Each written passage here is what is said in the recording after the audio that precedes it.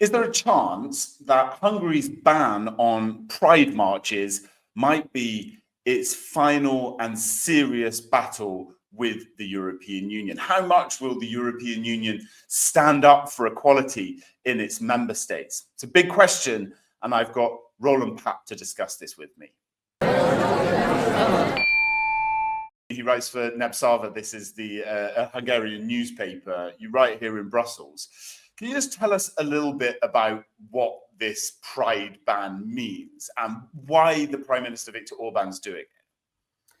Well, to start with your second question, elections are coming. There is a big opposition party, growing and growing. The economic system and situation in Hungary is really bad. So they are try to find some new enemies. We had migrants, we had George Soros, we had now Ukraine as well, and again going against minorities and LGBT people is a usual easy target. Now, to ban this Pride March, it's not so easy to do. Actually, they have to change the constitution, and they also have to change, which just happened yesterday, to change the law on freedom of assembly, basically saying that it's illegal to take part in an event which goes against the so-called child protection law, which can be interpreted rather widely, to say so. And in this new law, they also adopted some new measures. So, I would say there's some sticks to try to enforce those, including high fines for people who organize and also who attend the marches. And also they say that they can, it's in the law, that they can use facial recognition softwares for anyone who attends those events. That's the idea behind it. But to be honest, it also still needs a court decision at the end. So it's not even that clear whether it's going to be banned or not.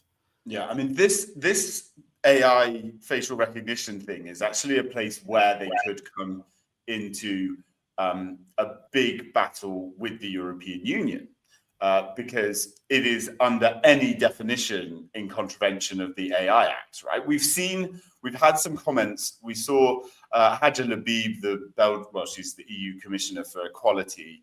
She came out and said that the Union is one of freedom and equality, and the right to gather peacefully is a fundamental right to be championed by the EU.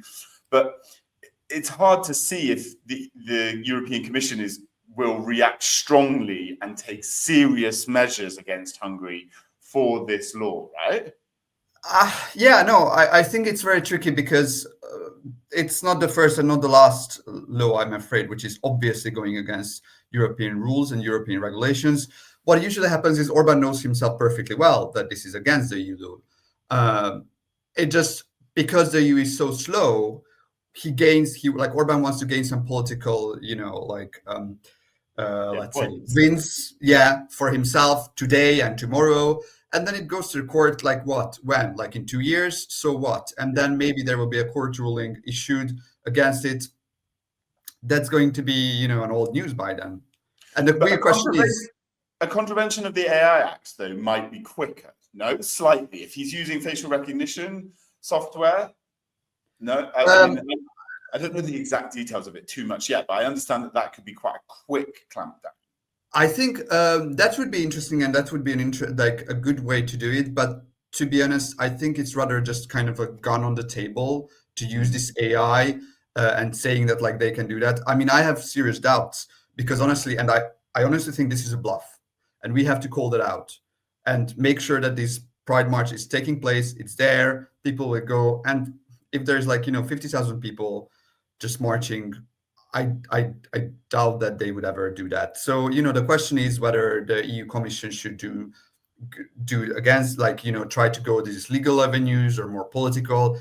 I think it's an interesting question, but I have serious doubts whether the EU is can be quick enough to kind of and strong enough to dissuade Hungary for that.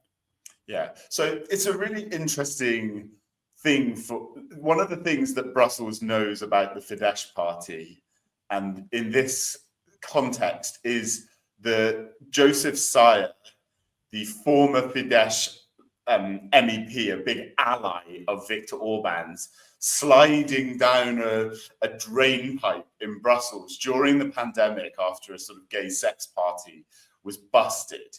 And so this contradiction, whenever we talk about LGBT rights and what Hungary does, there's always this memory in the sort of in Brussels, especially, of the contradiction and the hypocrisy, essentially, of what we saw in that specific situation. I wonder if you can tell us a bit about how it gets taken in Hungary, because Peter Mayer's coming out and, stridently opposing Viktor Orban, and that's kind of why this is happening, I understand, so that he gets dragged into an LGBT discussion versus Orban with people that are perhaps more conservative. Yeah, I think, well, for Sire, I think it's. I just thought about it the other day that, and I mentioned that they needed a constitutional change for this. And the original constitution of Hungary today was written by Joseph Sire on an iPad when he traveled from Brussels to Strasbourg to the plenary, actually, and he's very proud of that. Now this constitution has been changed. This is the 15th time when they changed it within 14 years. So, it's a good kind of like his legacy is still around, to say so. Although, by the way, he just came back to publicity from the. Right, he's back in public life, isn't he? Yes, not in Brussels. Not in Brussels, in Hungary. They created a think tank for him, and now he's, doing his. Sliding down drain pipes in Budapest. Yeah, sure, there are drain pipes. Although the thing is that the funny part was for, as Hungarians, is that the organizer of the gay orgy, after the orgy in Brussels, he went to the press, kind of promote himself.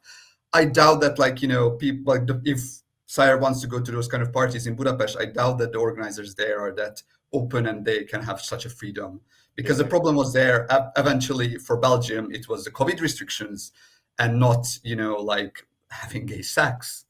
Yeah, exactly. So let's talk a little bit about the Pride law. I mean, it's literally against people marching on this thing, but there's a suggestion of sort of that it's always sexualized.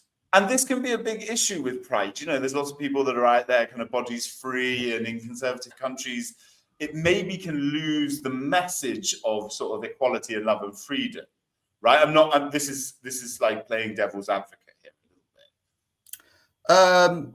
I disagree with this devil's advocate because I think let's say the problem with global pride marches is usually that it's more commercialized and it's taken over by companies in Western Europe and North America. Well, North America now is political again, but Pride is a political march. It's a protest, and it's about like us LGBT people being proud, even though they tell us that we are horrible people and we are a danger to kids, and we know that it's not true, and we want to have a normal, decent life.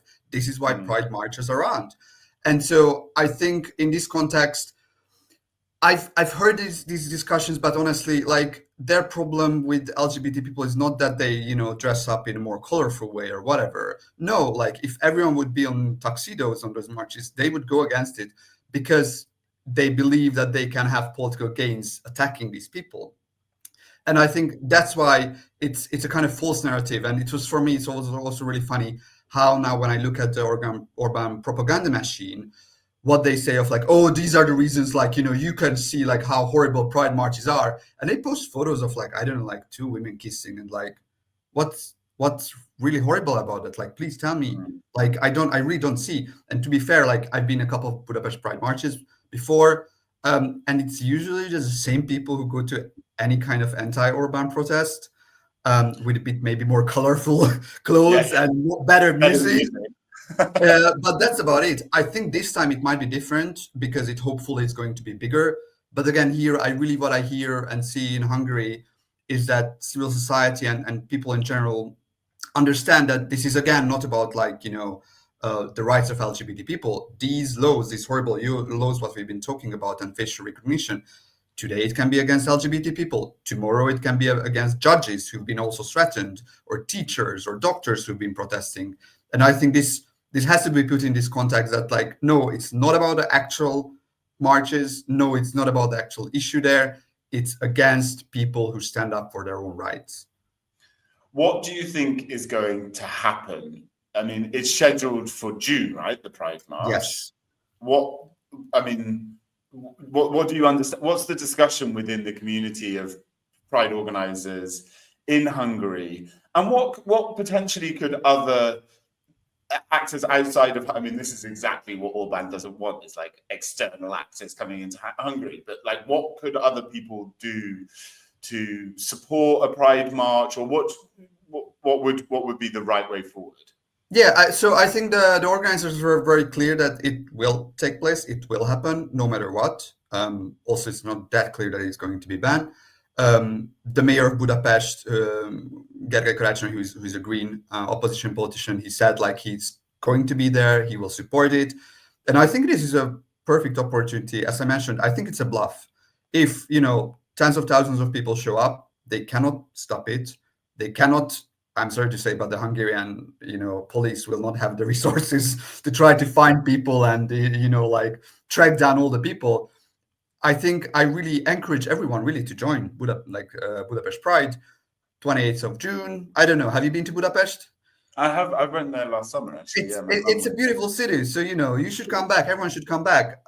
Yeah. I would be happy to see, Ursula von der Leyen in the first line to march together with the people. And that would be actually a strong message to really show that, like, this is no way that it is possible in 2025 to ban a Pride march in the EU.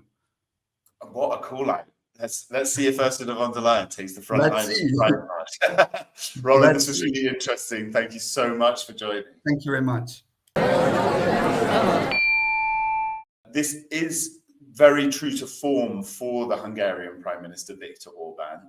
Tell me what you think. Please feel free to subscribe to the channel and comment underneath the video. Cheers.